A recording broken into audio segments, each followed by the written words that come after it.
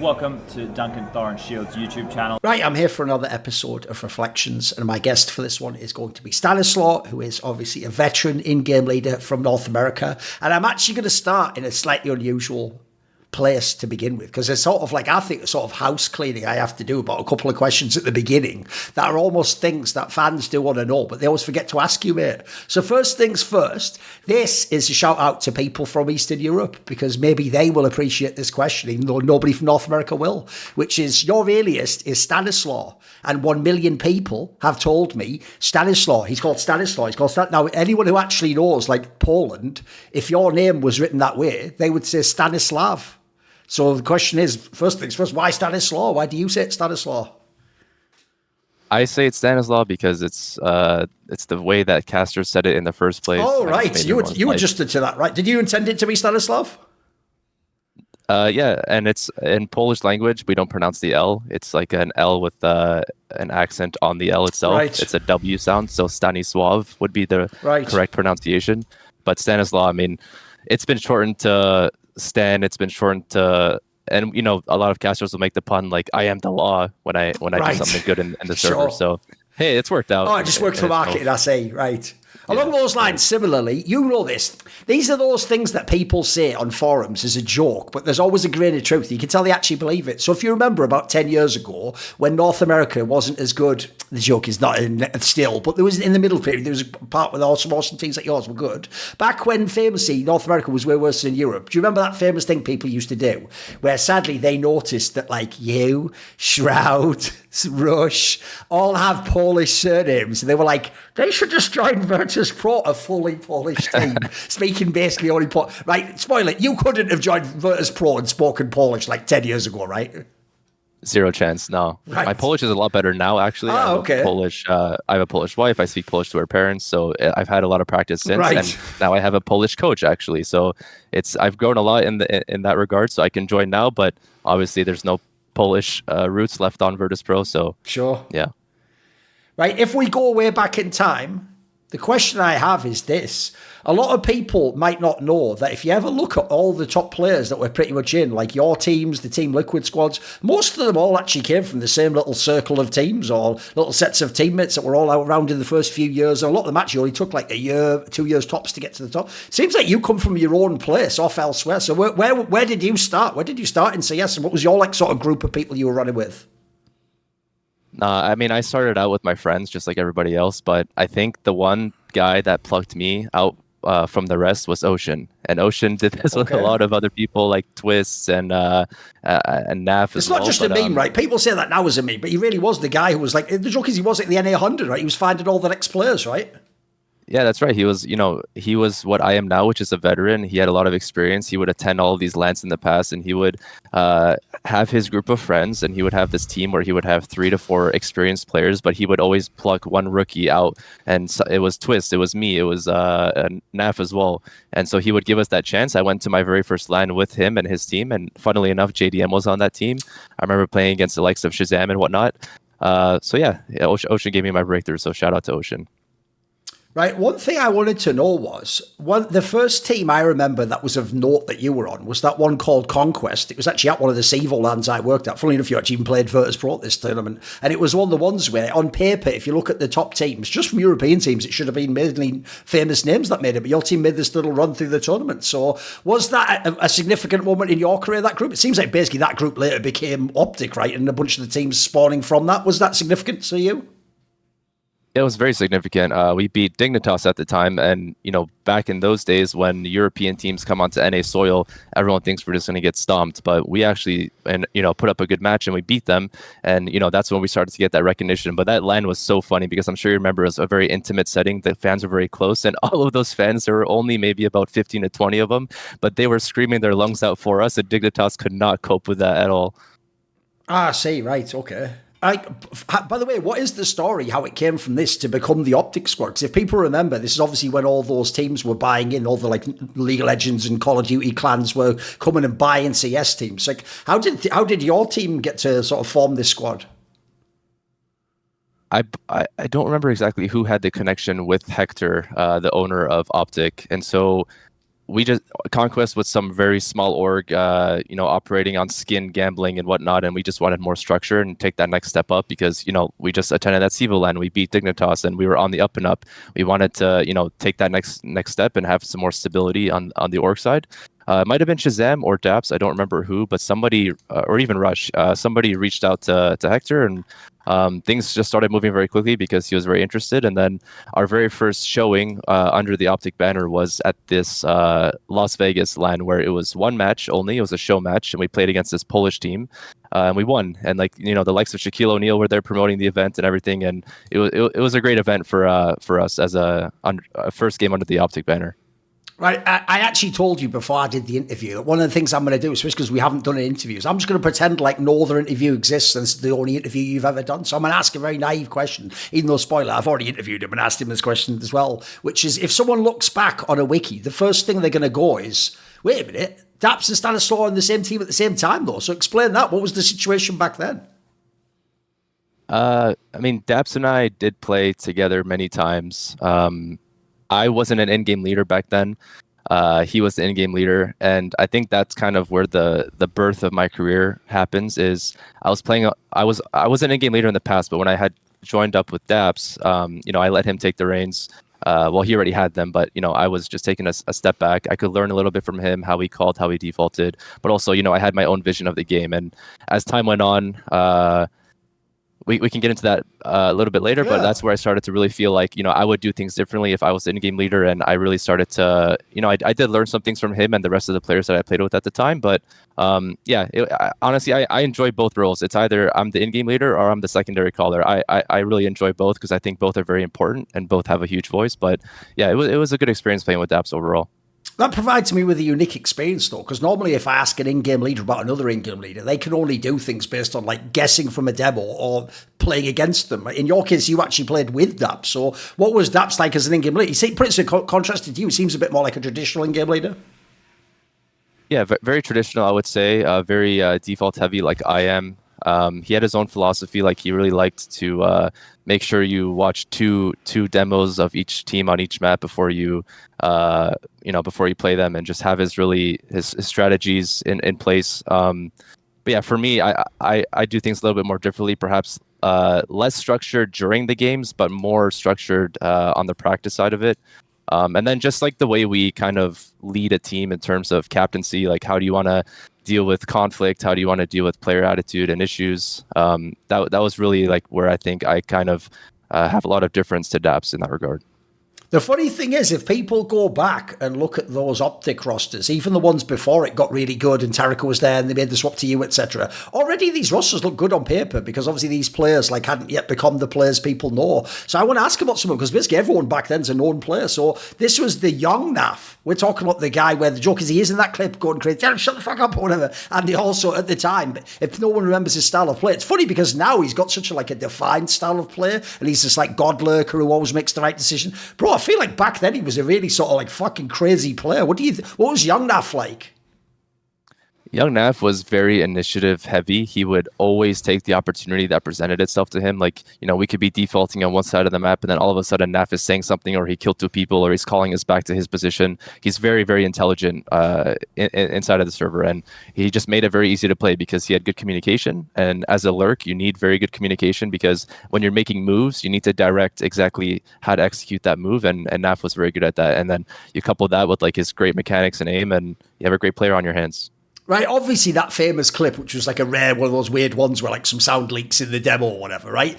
I'm guessing it wasn't like that all the time, but at the same time, if people don't know, especially back in these days, sometimes, I know it's funny because later Team Liquid squads I've heard were like people all silent and passive aggressive. I've heard most NA squads are people sort of like, like Stewie 2K type stuff, like, yeah, you're calling people out or people are arguing mid-round. Was that a thing back then? Yeah, I mean, this is one of the weaknesses of a young NAF. He was very volatile, and then you mix that with a volatile Rush as well. So, and that's why clips like the one on Nuke came out sometimes. And honestly, that's like kind of what led to my own internal downfall on that OpTic team, is because if I could go back in time and with the person that I am now, I would be able to handle it. But back then, as a young Stanislaw, it was very hard for me to deal with the kind of conflict that was happening between players like Rush and Naf. Like I didn't know how to handle it. I didn't know how to squash their issues. I know that it affected me at the time as a player a lot more than it would now. And yeah, honestly, I think we lost a few games that we shouldn't have because of the arguing in the server and not being able to let things go. But it's just a bunch of young kids unaware of how to deal with conflict, and we still won as much as we did, and we performed at the level that we did with those issues. So not too much to regret, to be honest. By the way, it shows the effect that like doing media and being good at it and being slick can have. That actually now Rosh is thought of as like a teddy bear, like a lovely guy, best teammate ever. It's funny that you say that because first of all, in the game, he was like a really aggressive player back then. He was like one of the better sort of entry type players then. As you say, he certainly wasn't a guy who was shy back then, right? He was kind of like a social guy. In your circle, he was a very social guy. I would say outside of circles, he was a lot more introverted and whatnot. But yeah, like I think he would be the toughest guy to get into an argument with because he would always have the last word. You would not win that battle no matter what you're saying. You could say the sky's blue on a sunny day and he will tell you it's not. Right. But yeah, in terms of his playstyle and his aggression, like it was so big. He was probably one of the best at the time in his role, as a young up-and-comer to be able to be as good of an entry as he was. And he was very good also at explaining how to set himself up and how the team needs to set him up for those entries. So playstyle-wise and gameplay-wise, like one of the best that I've ever played with in terms of entry. By the way, just as a general trend, obviously people are different specifically, but are you an in-game leader when you're doing that role who wants people to have like input and tell you how to use them? Because I would say the perception from outside is people think you're just like the tyrant, you control everyone and micro everyone if you feel like it, No, my perspective as an in-game leader now and even back then, I gave a lot of freedom during the games, but it was outside of, opposite. During the games, I would want to have as much control as possible, especially in the first few rounds, because that's where I build the most feeling, and that's where I set the tone of the game. So, for example, like the first gun round on both the T side and the CT side are the most important to me because that's what you set the tempo with. Are you going to do like a fast pop strat? Are you going to be super all-out aggressive? Are you just going to default? And then that's where you can mix up the tempo, and that's kind of my style as an in-game leader. But that's just during the game. Now we're talking about practice, which is probably the most important part of a team's time, which is you want to get all of the opinions from your players, make sure that they're comfortable, and that's where like you give the space and time to players like Rush or Naf or whoever needs the space to explain, like, if we're going to be doing a strat where I'm entering up lane on Inferno or short on Inferno, this is like the flash I want. This is where I'm going to be looking. So the next player needs to look to the opposite side. It's very detail oriented and very specific. And so you need to find a way to both be able to listen to your players' voices, but then also make them understand that you have the final say at the end of the day. If I had to explain to someone, like really briefly, like Wikipedia entry style of like how OpTic went from just like a bunch of NA players to like suddenly contending with the Astralises of the world, and actually people will forget we're one of the favourites going to that major the next year in 2017, I would say the first piece for me that changed it all is getting Mixwell, because that was a player where, it's funny at the time, people might not know this, you could actually give an analogy to someone like, funnily enough, a Sun Pius, where they had like a breakout in their own team and people could tell they were good, then they get picked up by a bigger squad and that's where they make their name. Like, funny, people might not know, he wasn't actually a big name player at this time. He was just some guy who played off in Spain somewhere. But this was one of like those rare early ones, I thought, of like, it's not a top European player, but you've scouted like the right European talent. And it does feel like that player was the stepping stone to becoming a better and better team and being a relevant squad. What was it like when Mixwell joined, and what did you think of him as a player? Was he hyped to you? Was there some special reason why you guys wanted him? So when we decided to replace Shazam, Mixwell came up because daps and I would, we would go through all of our options, and we had the opportunity to sign a player from Europe. And, we're looking at statistics, and the way I did it, and also daps did it at the time, was, we kind of look who's performing on these tier 2 or tier 3 teams in EU against better opposition in EU and still, like holding their own. And so, you pull up the stats, and, at the time Mixwell was playing in that Spanish team with the likes of Lowell and like some other old school names. And he was performing against like some of the best European teams in the world. I might have been Navi if I remember correctly or whatnot, but, that made us interested and to pull up the demo. And then we saw like what comes next usually is the eye test. Like any person can, look up stats on HLTV or whatever program you use and see like, okay, this guy has good stats and he's going to be a good player. But, sometimes they don't pass the eye test. And that just means, you know, maybe his mechanics aren't good. Maybe he's actually baiting his team, which happens a lot more than people think. You know, what's his role? Because I can even see a player with bad stats being just sent in to his death, essentially, and just, you know, but he still did the role correctly. And I would love to have a soldier that's like very selfless and in that regard. And so when we watched Mixwell, to answer your question, is I immediately knew, like, he passed my eye test and also Daps' eye test within 2 demos. And we saw he had good aim. He was a hybrid, good with the rifle, good with the op, which was important at the time. And it seems like it's becoming important again now in CS2. But yeah, he impressed us right away. And then selflessly, Daps invited him to live with him in Canada at the time. And so it just made things happen very quickly and possible. And then he just fit right in because he was so a player coming from a different country. I think they're almost more grateful for the opportunity that they have because, you know, he wasn't making as much money as he was in Europe. And also, this is the chance to come over and just, instead of staying in the tier 2 scene and really grinding as hard as you can to get to the tier 1, you pretty much have that instant opportunity to hop over, jump on a plane, jump overseas, and right away you're on one of the best teams in North America, and now you're fighting for titles right away. And so he kind of knew that it was the perfect time for him to take that step. And I think he fit right in. He worked really hard.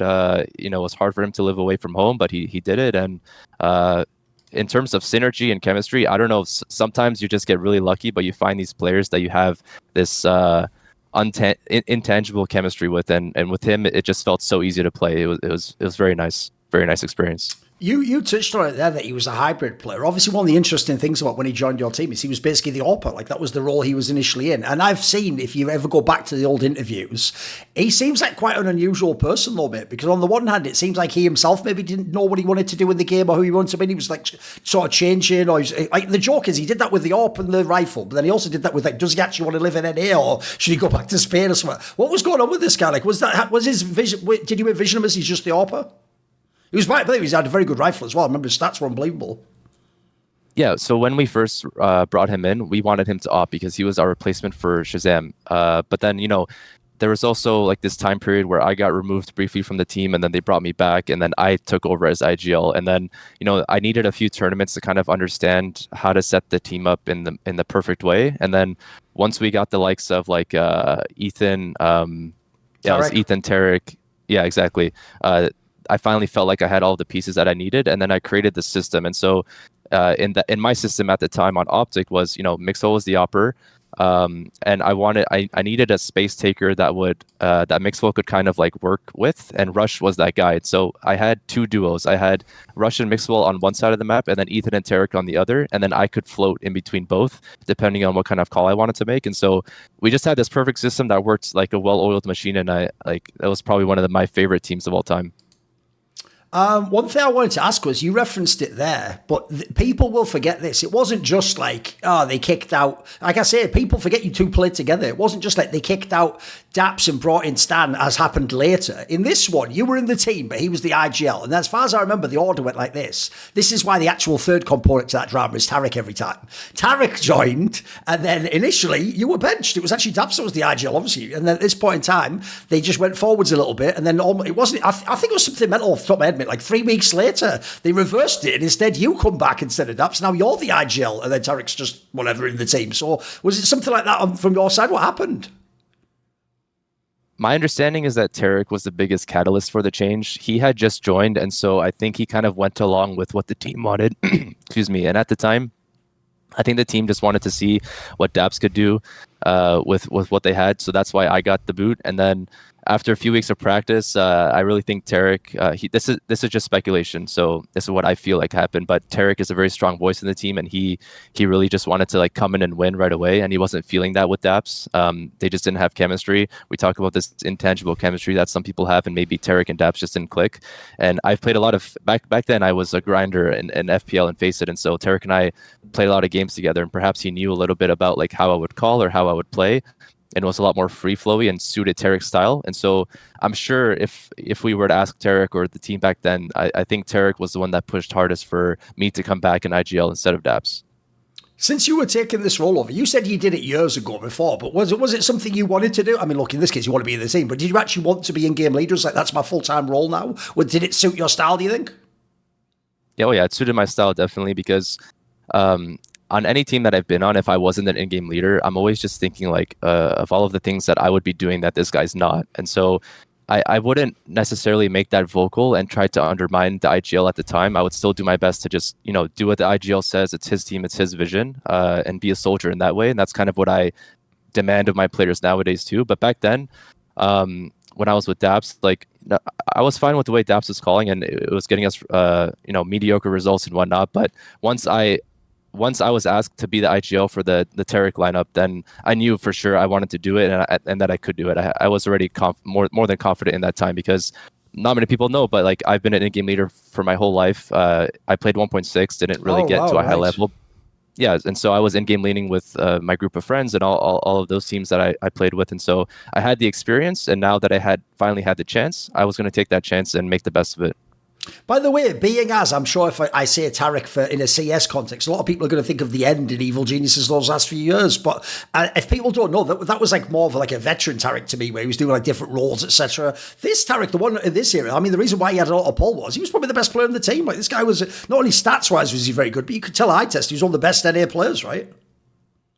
Right. I mean, playing with tarik is probably one of my favorite teammates of all time. Not only outside of the server, but inside, he was fearless, and he was he played so much Counter-Strike. He's sitting at his desk in the closet eating cereal 24/7 and just playing the game, and like he built his own DNA inside of Counter-Strike. And it was, for me, as an IGL with the style of allowing players to have freedom, he was the perfect fit, because he took that freedom and just ran with it. He was the best entry ever when he needed to be. He was also really good with utility. He could pick up the second op when he needed to. He had that like X factor flair that you need in a player. And yeah, playing with tarik was a really good memory for me. Is it implied that he was like a secondary caller or a voice in the team as well? Thinking back, I think Ethan was more of that guy if we were to only pin it on one. But to be honest, like, with the freedom that I give my teams and my players, I kind of require everyone to be that role. Maybe, bar the entry fragger. But even the entry fragger needs to speak up. And I feel like that's what's lacking a lot in modern day CS, is people that are able to communicate effectively. But yeah, back then, tarik was able to, Ethan was able to. I'm obviously the in-game leader. Rush was very vocal, and then you have Mixwell or Nav, depending on which iteration we're talking about. And so, we had all of these players that were really good at their roles, very versatile, and very good at communicating, which was the perfect recipe for a top team. It's funny because everyone's going to think we're just going to skip straight to ELEAGUE Season 2, but there's one tournament before that, I have no doubt you'll remember, but no one else does, which is there was actually one of those Northern Arenas. It was the one in Montreal. And actually, this is the event that got like, sort of did the like, fucking Django Unchained me of like, oh, now you have my attention or whatever, which is because at this time, I'm a massive shox fanboy. You guys actually beat the real like shox fucking Scream G2 banger team that had like beaten the SK guys and won all. So that's another example of, because it's a small lad, they're supposed to walk to that lad and just pick up the first place check, basically. What do you remember this tournament? Was it significant to beat them? Yeah, of course I remember this tournament, and people are going to laugh, and I try to stay humble and keep my ego in check. But when I talk about big tournaments that I've won, I put that up there. We beat one of the best French teams in the world at the time, and that's a memory that will live with me forever. It was a smaller LAN, and the prize pool was a little bit smaller, but still, we beat some really good teams there. It might have been like considered a tier 2 LAN or whatever, but still, we went there and won the whole thing, and it really pushed us in the right direction.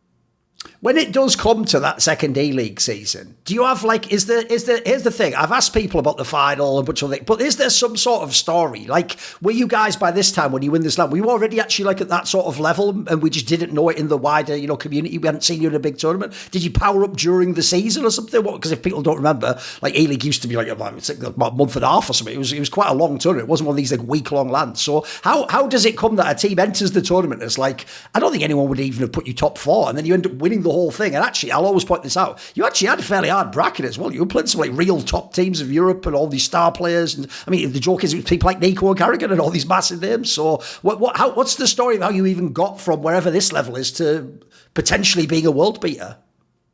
Yeah, the story of ELEAGUE Season 2 was definitely some sort of power-up story like Dragon Ball Z, where we just went Super Saiyan throughout the whole tournament. I really felt like I was in my own. I had really good prep going. I was conveying that prep to my team, and helping them understand the anti-strats that were going on and how I needed them to play. They were listening super effectively, and they executed exactly what I was saying. And then each individual player was in their own form. Like Naf had some crazy performances. Even me, like my numbers, I was super proud of that tournament. Mixwell was popping off. Like the whole team popped off at any given moment. It was very hard to beat us because we had 5 individuals that were playing at their 100% best level. And sometimes just things come together like the way that they did there. And then we also had Hector with us there during some of the games, and he offered that moral support. Back then, OpTic was a lot smaller of an org. It was just him and a few other guys running it. But he took the time to come out to Atlanta with us, get to know us, took us out to some dinners. We're building a good relationship there. We had just won that tournament right before. And yeah, it was just everything came together at the right time for ELEAGUE Season 2.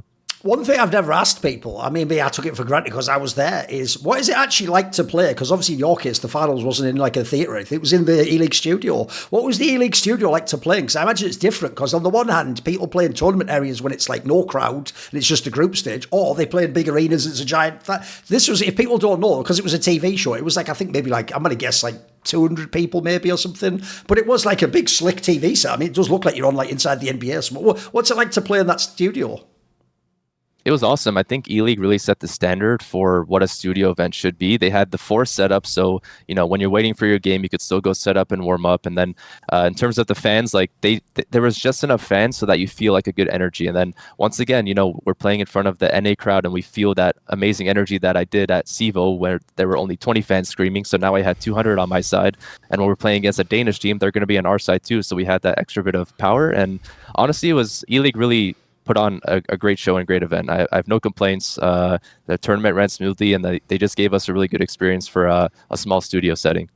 Right, to be fair to both teams, this is Astralis before they'd won all the tournaments with Glaive and become the great team, all that jazz. So obviously it was winning this major later. That was a big moment for them. But even so, when you get to this final, pretty soon I can tell you 100% if I had one of them here, they probably thought like that was the easiest match of the bracket. It's like they've almost ready to pick the trophy up. So when you were going into this match, did you actually feel like underdogs? Did you have a sense of how you could beat them? No, and maybe this goes a little bit into my mentality as an in-game leader. I never feel like an underdog. Like I just go in there and play. I'm going to get smacked around a bit with that kind of mentality, and I understand that sometimes you have to approach the game differently, but I can't possibly imagine going into a game and also showing my teammates that I'm going into a game with any sort of fear, or like we're the underdogs, and telling them like, we're the underdog here. Like make sure you don't make any mistakes. Like mistakes are going to be punished in this game. I just go in there and I say like, let's go do our thing. And that's how I felt like we took down Astralis. I allowed us and our entire team were on the same page, where we would go in there and show them like exactly what they came here for. And that was going to be a beatdown. Like we're very confident in ourselves. We know we match up one-on-one against each player very well. Like even at the time, I thought I was a lot better than Glaive, and I was going to show that. And that confidence was oozing out of the whole team, and I think we showed that. There's actually a detail about this final no one remembers. All people remember is OpTic won, and then Naf had that crazy game on Overpass. That's all they remember. So they don't remember this detail, Stanislaw, which is bizarrely, and this is how I know, by the way, they didn't think that you could beat them. People might not know, they took an insane veto gamble in this final, as you remember, which was obviously, this is when, I think it was only the second tournament Glaive had even been in the team. And because he's a new in-game leader, he was doing that thing where it's like, it's going to be different round here now, guys, than it was before. So if people don't know, it was Carrigan that always had the cobblestone permaban. So when Glaive came, they were like, actually, you know what, fuck it. Let's not do the permaban of cobblestone. We'll just leave it. By the way, I'm sure they knew that meant that you were going to pick it. Like, it's basically daring you to pick at that point. And actually, I can tell you at the time, they all had all this jazz about how, like, maybe we're going to play cobblestone now. And, we practice. So, and if they got completely rinsed. Like, you guys won 11 T rounds. Or, like, do you remember this thing? Was it a shock that they let it open? Was it obvious you would win this map? What do you think? Yeah, it was a shock they left it open, and then I almost start drooling when team is allowing me to punish pick them, and it happens. It's only honestly happened one time in my career where I've punish picked a team's map and I've lost, and that was recently against M80 in the CS2 RMR in Mexico, where they left Mirage open and we just got obliterated because they've been secretly putting in work on it or not. Right. I don't know. But usually the punish pick works, and I drool at the opportunity like that. That just shows the mentality that the team has coming into it. Is you're missing that much confidence that you need to give us one of our best maps. Like, sure, I'll take it. Thank you. Right, one thing that people might not remember is also it didn't just go straight from here to the major. What's bizarre is it was like a week later that the ECS LAN was there. It was just a rematch. You both made it to the final again, and you just ran it back again. Look, they won this one. But what did you think? I even thought that match actually, even though they won, it also showed it was going to be like you guys weren't a fluke. Like it was a 3-mapper. It was competitive. Do you remember this LAN? Yeah, this LAN, it was in California, I believe, and we made the final. Getting to the final seemed very easy, but I do remember specifically that we were having hiccups along the way, and I don't know exactly what was causing those hiccups, but I do remember a few standout moments, and it was with one player specifically, and this was Naf, as we touched on before. He was just very hot-headed during this tournament, and I feel like he was very upset with some of the mistakes that we were making. Perhaps the Season 2 ELEAGUE win got to his head a little bit, and he felt like, there's no way we should be losing this. But in the final against Astralis, we got wiped in this final. And I think for me, the main difference here and the missing piece was Nav. Like, he just was not, like, his head just wasn't on straight in this game. He was really frustrated with the way that we were playing. He was really frustrated with a lot of players on the team. And this was all happening during the game. And I remember this final, and I think during the entire 2-map series, he said a total of like 25 words if I had to count them. It was very, very right, uncharacteristic of someone like him. Like, we needed our star player Nav to perform, but he just during that game he just couldn't get his head on straight, and so we just got wiped. But yeah, making it to the final, like I said, was easy, but I'm just kind of sad that we lost the final in that fashion. Oh, you're right. And when I looked it up, I'm conflating the two files. This was a 2-mapper. You're right. Right, going after that, right. People might remember this detail, that you guys were, as a result of this, like a genuine one of the favourite teams, but if not a favourite, like a strong dark horse to maybe win the major. Obviously, this major was going to be in America, the ELEAGUE Atlanta Major. If people don't remember, even though you guys came last or whatever, part of the reason why makes sense, which is you drew what ended up being the 2 finalists as the first 2 fucking games. You drew Virtus.pro and then you drew Astralis. Like, this is obviously back when the seeding was different and Twistzz was almost random at this point in time. Like, that's essentially like the worst draw you can basically have at that point. Like, was that a factor, do you think, in the result? Like, are you one of the people who thinks you should have beaten them anyway? Is that a little bit of cope to make it, to soften the blow that you did have to face 2 of the hardest teams? No. What was frustrating the most about that major was the lack of practice we had, and that was to do with the fact that Mixwell was working on his visa in the background, and I think it just took too long, and he had to travel to a different country to get it done, and then that affected our ability to have a boot camp. And so I was pissed because I was going to this major without like a proper boot camp under our belts, and I felt unprepared, honestly. And I feel like that's the reason, at least from my perspective, that we just couldn't show what we had prepared, because we had nothing prepared. We didn't have a proper boot camp. Because this gets to what obviously was, I'm sure loads of people in the see timestamp will just click on this timestamp. So welcome to the question. So obviously people want to know, because even though you've lightly addressed it, you've never really gone in depth. Why did you leave OpTic and go to Team Liquid? But you've given it some of the hint there. People will think it's just he overreacted because they came like last place in the major or whatever, and he thought they were going to do well. But as you say, if anything, that result is partly, a bit of bad luck, but also it's the result of other things, like you say, the frustration with the squad and what was going on and the dynamics in the team and the practice situation stuff. Right, the question I have is, 1, why leave? And then 2, this is the bigger one, I think, the why leave. There's some good reasons for that. It's almost implied from everyone else within OpTic that it really was just like, it's almost, you're like the dad who left for cigarettes at 2 a.m. and just never came back. Like, they don't know how it happened so fast, mate. You were just out, apparently, they say. Yeah, no, I did leave for cigarettes. It happened very quickly. I don't smoke, but I just had to go get myself a pack. But no, I like, to answer the fans' question, I do really regret leaving. If I could go back in time and do it all again, I would obviously do something different. Now, to get into the reasons for why I did leave, it was just mainly 2 reasons, I feel like. One is both from myself as a person. Like I said before, I wasn't too equipped at the time to handle the conflicts within the team, and so conflict resolution was not coming naturally to me. And so, you have people like Naf and Rush just, going at it sometimes, and me being unable to kind of handle that and resolve that, and me being, I felt like we were wasting a lot of time dealing with these kinds of conflicts. And then the other part was just having the lack of proper practice leading up to that major. It for sure was an overreaction. I just wish that the visa situation was handled differently and we were able to go into the major with a proper boot camp. But yeah, like I said, if I could go back and do it all again, I wouldn't leave. I would have had figured out a way to jump into the conflict and find a way to deal with it. But at the time, I'm thinking like I want more, major stability. I was chasing results at a major. Seeing as I had just won a tournament, I started to really imagine that the grass is greener. I was perhaps jumping way too far ahead of myself, but at the time, Liquid was available, right? And I didn't really see that as like necessarily a step up or a step down. I saw it as more of like a way to become more consistent or have more consistent opportunities at the majors specifically. And so those are the main reasons why I left. Again, I do regret it. If I could go back and change and go back in time, who knows what would have happened. But you can't sit here and like dwell on your mistakes. It's really, I have learned from all of that from my past, and I hope that it's showing nowadays in my present time. But yeah, I can't change the past, but I wish I could. There was obviously in this next Liquid lineup issues, and obviously in your role, you got removed from being in-game leader. So understandably already, that might make you rethink the OpTic era anyway. But I want to just put this framing to you.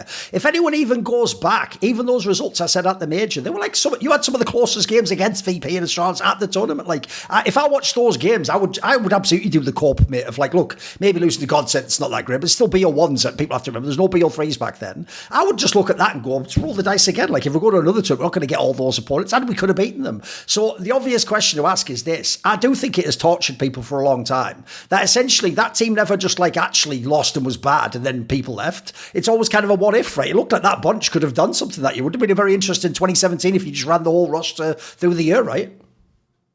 Yeah, I should have given it another chance, honestly. Yeah, we had all of the pieces, we had all of the players. I just really needed to find a way to work on myself individually as a person. I should have, gone to NAF. I should have gone to Rush and just, let it all out and honestly been more of a man and just told them straight up, like, here are the issues that we're facing, and been more of a leader and say, like, if we want to progress as a team and win these finals, like, this is what we have to do. But like I said, I wasn't equipped at the time to deal with that. I wasn't that kind of person. I was way too inside of my own head or myself. I would internalize a lot of things, but now it's, it's helped me grow. And so as long as I learned from my mistakes in the past, I'm okay with it. But yeah, if we had given that team another chance, I'm sure we would have, made something happen.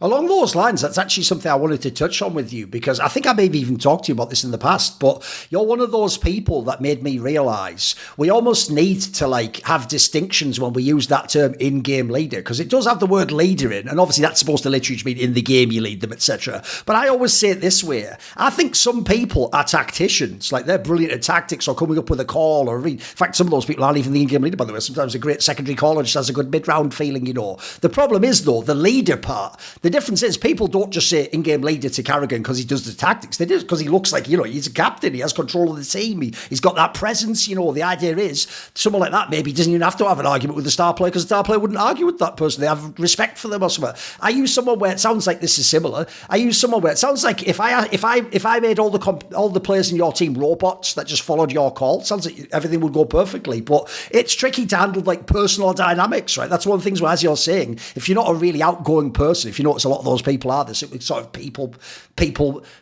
what do you call them? I can't remember the term for that. Like fucking, they're into being social, essentially. They're extroverted. They like to talk. Yeah. Yep. Do you think, you can only know this in reflection, but at the time, this was something missing from your game? You didn't really have the like leader of men aspect? Definitely. It was hard for me to get everyone on the same page in regard to like how we want to have work ethic, how we want to resolve conflict. But nowadays, like it comes naturally to me. I had to learn like trial by fire almost, because these are, if I was going to be an in-game leader, like you said, some people are the in-game leaders, but they just do tactics. But you need someone in the team, whether it's the coach, the in-game leader, even some sort of manager, that's going to really set the culture of the team. And that's what I've been able to do in present time. So I'm able to, like tell the star players, like, you're not behaving the way that you should, or, you need to change your mindset around these kinds of things. Or, if there's conflict, it's a lot easier for me now to kind of resolve this conflict, because you just have to remind the players that there's this common goal, and the common goal is always to win, and this behavior is not conducive to that common goal. And so it's a lot of extra work, but I kind of enjoy the challenge of this. It's like developing players outside of the server. So I feel like I've done lately a good job of both. It's being a strong leader, but also still a strong tactician.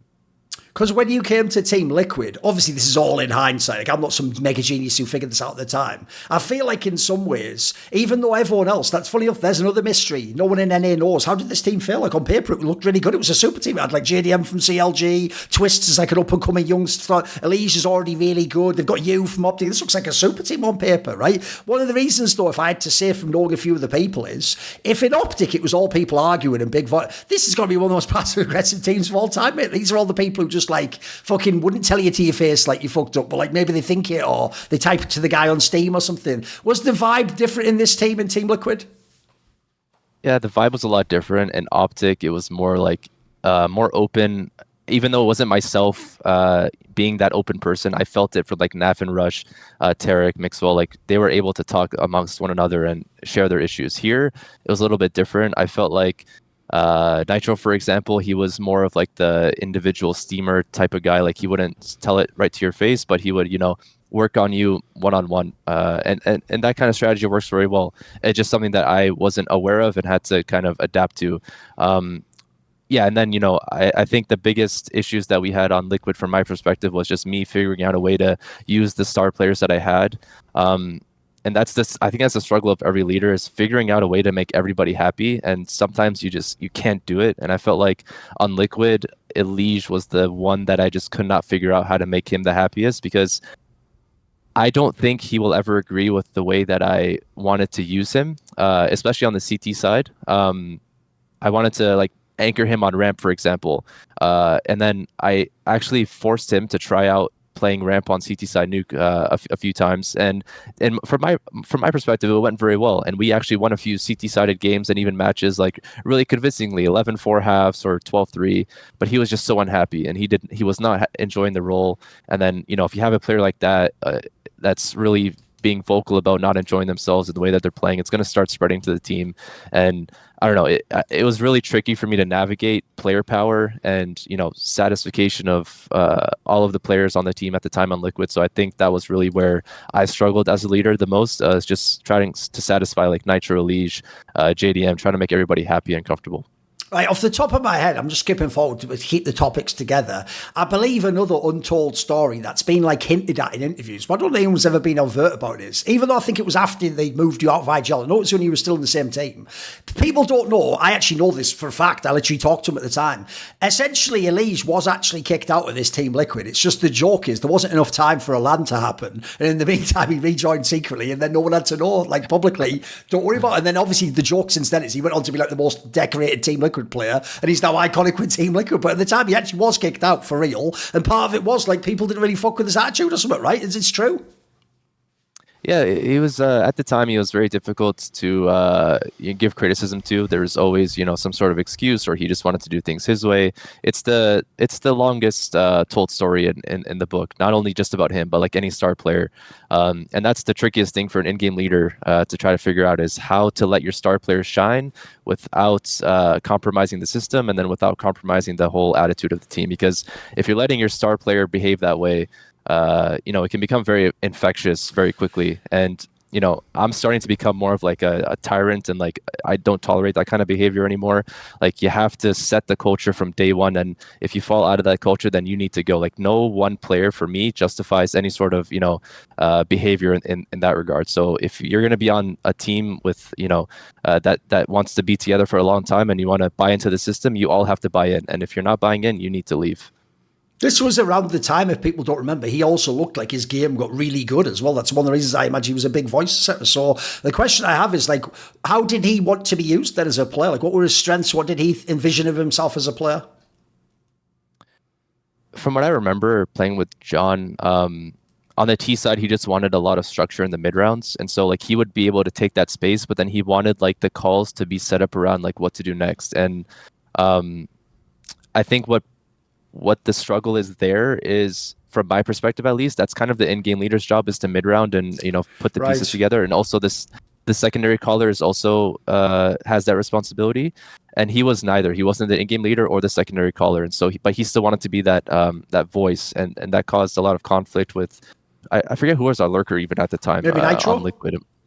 It might have been Nick, and so like he it was hard for them to always be on the same page because Nick wanted to make a mid-round call his way, John wanted to do it his way, and then you transition to the CT side. And like I said, like I had this vision for John that I wanted to put him in positions like ramp on nuke, where he would be able to just kill like 2 or 3 because he has incredible aim and he's very intelligent. But he just didn't like it. Whether or not he performed well in that role, he just didn't enjoy it. He didn't want to do it. He wanted to be in the star player roles.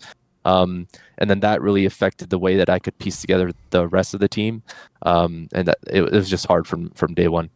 Another player I have to ask about, because what's funny is even though on paper this looks like, again, like a super team, you should just automatically win, some of these pieces are trickier than people might realize to work with. Like another one that actually might shock people is JDM. They might just think the AWP is easy to set up. I've heard this guy wanted like a lot of like setup around himself and sort of like, give me some thoughts. It's pretty sweet. It sounded to me like when he was in CLG, they just did everything he wanted. That's the vibe I got. I mean, I'm kind of the same way. So it was a little bit easier for me to work with JDM. The struggle that I had was I'm a very like if we're talking about tactics, like the way that I call a lot, you'll see that my team's forced by a lot, and we'll get like the Galeals and the AKs because I really want to win that economy battle early on. But when you have a player like JDM, whose second best weapon is a P250, I can't call those force buys. I can't trust him with like a Galil or an AK because he's just so good at what he does, and that's opping and P250ing. But in regard to his like opping style, it was very easy for me when he did have an op to just let him do his thing because that's what he did in COG. And then my calling style as an in-game leader for oppers is just like, go do your thing, and I'll kind of facilitate how to set up the whole team around that play. So if you want to get boosted on cash, then it's very easy for me to kind of set up the opper for the play that they want to do in the best way possible. And then people will forget this is really young Twistzz. It wasn't really until at the end of the year you started to have like star numbers and got all this hyper. This is when he's just like a prospect. What was young Twistzz like to work with? Oh, he was great. He was like this really nice, shy kid who just really wanted to learn, and I think he had the privilege almost of learning from Sean Garris on that Misfits team. So Sean Garris, incredible like leader, IGL of the game, and Twistzz already kind of learning the like how to be set up in a team and all of the structure surrounding that. So he comes into Liquid, and yeah, I think he was just from day one very humble, very eager to learn. He was very easy to criticize. He would take all the criticism, in my opinion, how most people should, which is like with open arms, just take it all in as much as you can. As a young player, you have to be a sponge, otherwise you're just gonna develop this ego that's gonna haunt you later on. And yeah, it was just honestly a pleasure working with Twistzz on the short time that I had with him. But yeah, very nice kid, very humble, eager to learn, and he just put in a lot of work. Like he was always pugging or watching demos, practicing nades. We would always play aim maps together. It was a good experience.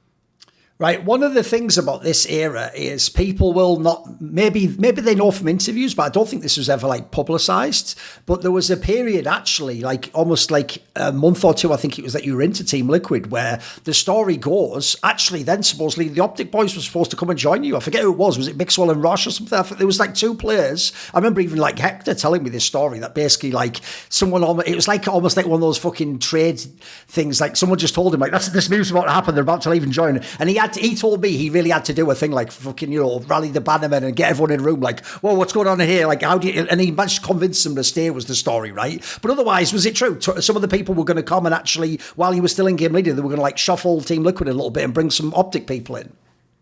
I don't remember that at all. So maybe enough. It was happening over my head. Oh, right, okay. But no. Yeah.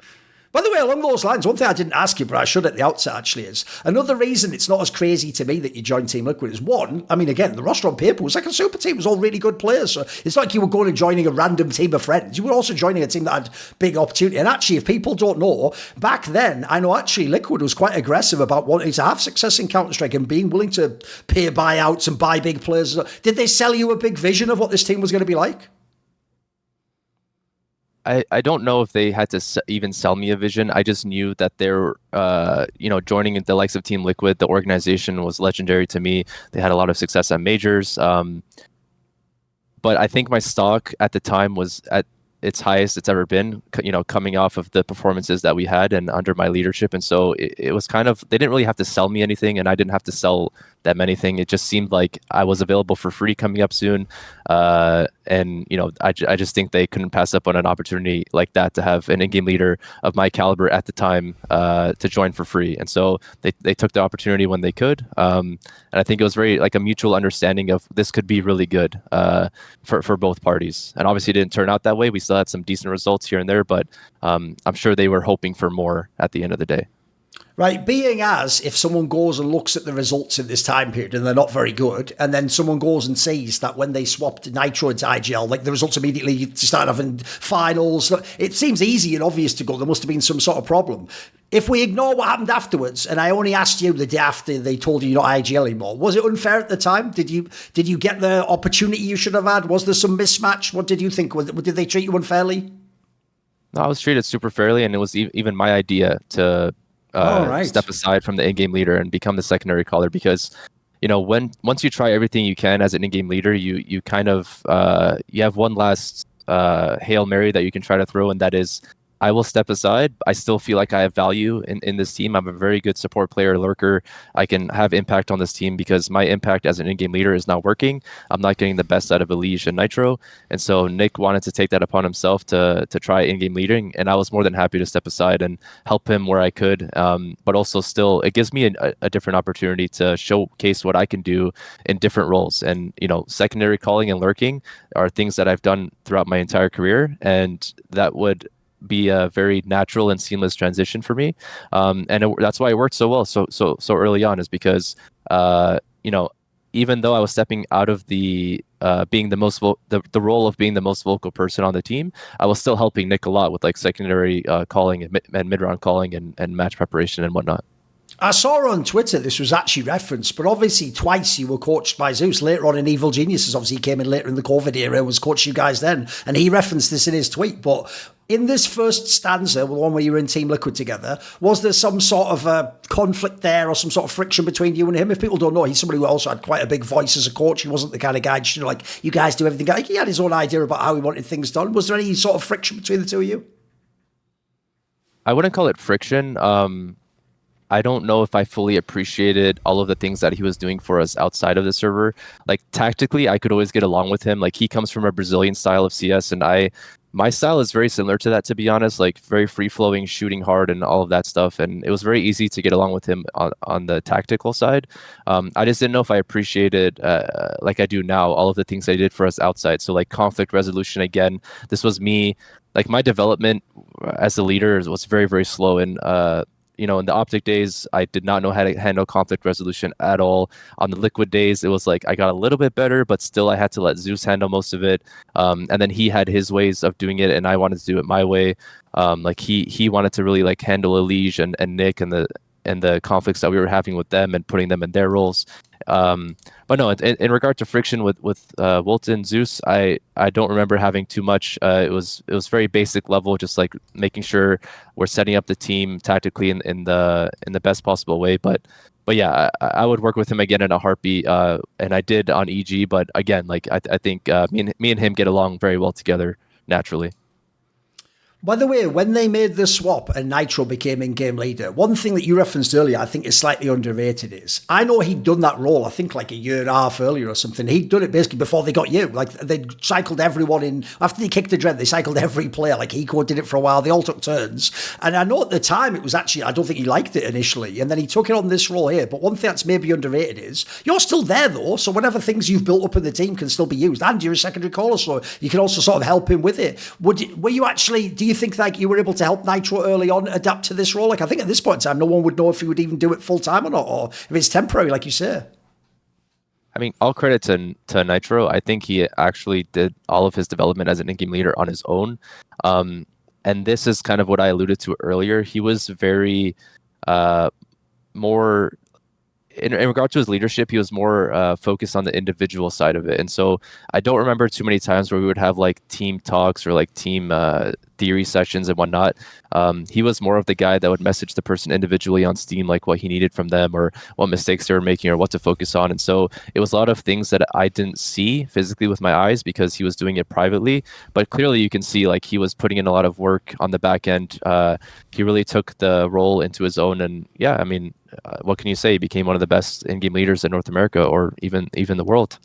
One thing that's strange is people might remember at the end of your time in Liquid that they booted you out because the stats weren't good. But if anyone goes back at that first tournament, Mykonos, you have really good fucking stats, actually. And then it's like they just gradually, as the events get by, go down. Like, was it initially a role that was working? As you say, you were sort of like a lurker on the extremities, right?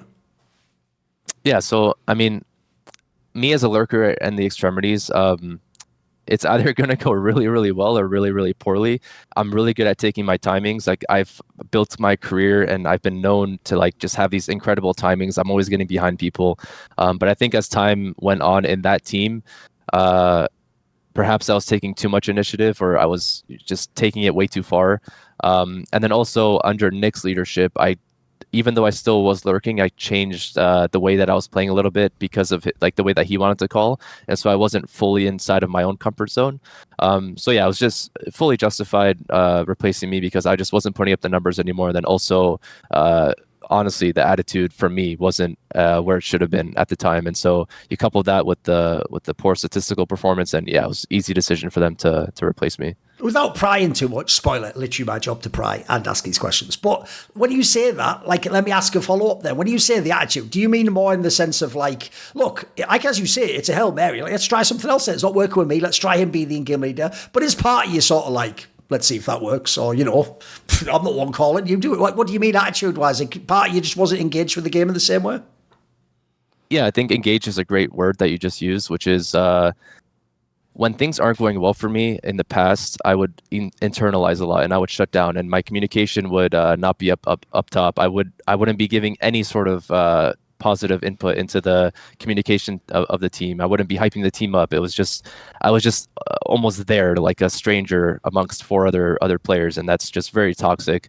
I don't recommend any other player handle it in the way that I do, but yeah, that's what I mean when it comes to attitude. I wasn't pushing the team forward in a positive direction. I was very I allowed my frustrations to get the best of me and I just shut down completely, and that's you know, something that I had to learn a hard truth about myself, and you know, I used that opportunity to grow, but at the time that's why I got replaced. It was poor stats and, you know, poor attitude.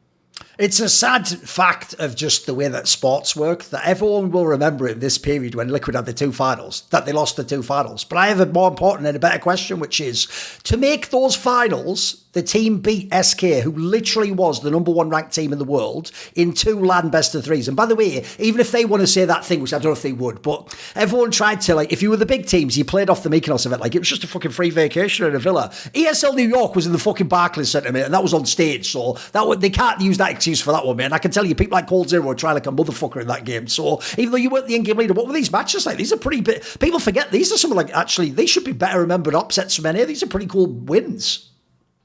Yeah, I mean, when you sit down in the server, it doesn't matter where you are, whether you're in Mykonos or in the Barclays Center, like you said, you're playing to win a tournament. And this was some of the best teams in the world were at these tournaments. Mousesports at the time was one of the best teams in the world. People are forgetting they had Rops and like Oscar, Stico. Also, like you said, we beat SK. And yeah, those matches were just the same intensity that they are across any other venue. Obviously, you're missing the crowd. Your crowd is a pool, a villa, and a beach on the other side. So you have that. Yeah, you have that element. You know, it's a more relaxed setting. But when you're inside of the server, you're still in a war, and you know you still feel that intensity. You want to win that game with every cell in your body. And yeah, I do remember all of those matches being very intense, especially the final.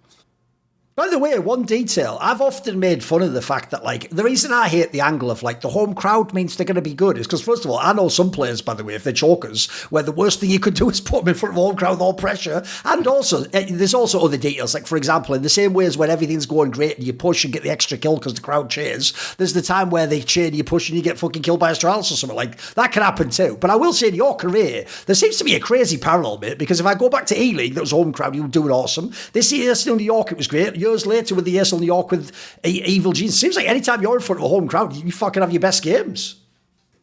Yeah, and I'll tell you a really fun story. And this won us the game against SK, or won us a really important round where I don't know what happened, but I just had this feeling that I could use the crowd in this one moment. And we were playing SK on Cobble on RT side. And if you remember Drop Room, I was just sitting above Drop, and the crowd just wanted us to win the round. So they start chanting and making it really loud. And I used that to drop inside of my own molly, and they could not hear anything. Oh, wow. SK could not hear anything because, the crowd is cheering so loudly. And, you go back and watch that game, you'll hear me burning audibly, but the SK players couldn't hear a thing because the crowd was being so loud. And I killed like 2 guys in the side of the head because they didn't expect it, they didn't hear it. But that just goes to show, right? Like what a crowd can do, and you have to figure out how to use that crowd.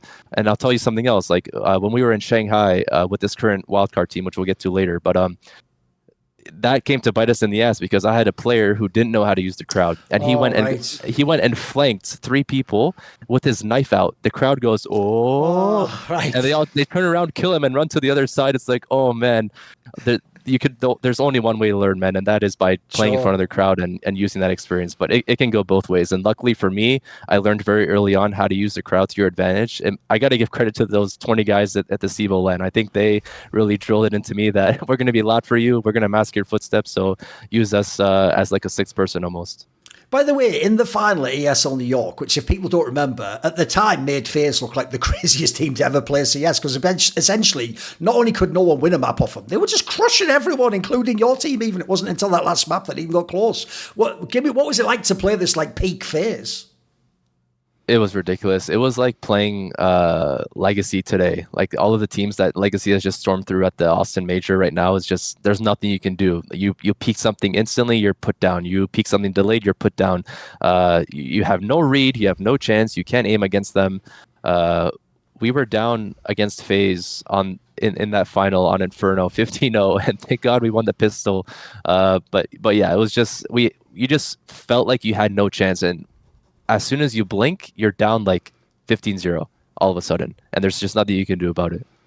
This is a random anecdote. You might not even remember it, but I vividly do remember it for this very good reason, which is before that final, I was at that tournament and I was working as the analyst on the desk. I think it was me, Sponge and Red Eye or something. And I actually talked to you before this final when you guys have just beaten SK. And obviously people know I already liked people like ELEAGUE, and I knew some of the team looked people from before. And I remember talking to you backstage. And the question here is more about you and how people perceive you. Because when I was talking to you, right, I'd already decided in my mind, since FaZe hasn't lost a map and they've got this insane streak, but I looked and I saw like, yeah, but if this is a detail, by the way, people might not remember, I saw like it was going to be where like in the final, I looked at the map pools, I was like, there's still a chance actually Team Liquid could do the upset. So you know what, fuck it, I'm going to do like a prediction that Liquid will do like a ridiculous upset and it'll happen. But the joke is, before I talked to you backstage and you were giving me nothing, bro. Like I was wanting you to be like, hyped again, we're going to fucking beat them, like I think we can, and you were giving me nothing, and it just made me think like, fuck, am I just about to go and predict they're going to win? And even they don't think they can win. So I can't, at the time I thought that meant you guys had no confidence, so you thought you were going to win. Are you just someone who, are you inscrutable? Is it just hard to get a read from you? Back then, yes. Like back then I was a shell of what I am now. Like I've finally been able to open up and express how I feel on the inside. But back then you're going to ask me like, how do you feel about this game? And I would have just said, I'm fine. Like it is what it is. But now, I'll show you that hype. I'll show you that energy, right, that belief, that confidence. But back then I just am not the guy that I am today. I wasn't the same person that I am. Because, by the way, I don't ask that just as a weird question. I think actually this is something that like people who were teammates of yours also thought sometimes, that they had a hard time like figuring out what was going on internally, and in a weird way they just wanted you to tell them, I think. Yeah, I mean, this is the story of my career, and this is a story of even me as a person, which is, it took a very long time for me to come out of that shell and to develop not only into a leader, but just as a person in general. And if you're going to be in this industry, you have to be good at, receiving criticism. You have to be good at dealing with conflict and dealing with 5 different personalities. These are hard lessons that I've had to learn, and my development as a person and as a player has been very, very slow, and I wish it would have been faster, because I feel like I would have been at the top for a very, very long time if I had just developed faster, but I didn't, and I can't take it back. All I can do is learn from my mistakes in the past, and I feel like I have a pretty good handle on that now. But yeah, during that time, it was the shell of what I am today. I'm always rep my set, and the people who've got my back are the following people who support my videos: Matt Pugnaccio Racula, Jason, Jensen Go, Tosh, Toucan, and you know the all-time ride or die, Jerky's minion, isn't it? Special thanks to him. Do you want to suggest a topic or a guest for my content? Want to find out who the upcoming interview subjects are? Do you want to take part in one of those long discussions with me where you set the topics? Maybe you want to ask me a question for my video AMA? Well, all of those perks and more are available where? At the Patreon link in the description box below. So put your money where your mouth is and join the Scroominati today. You dig?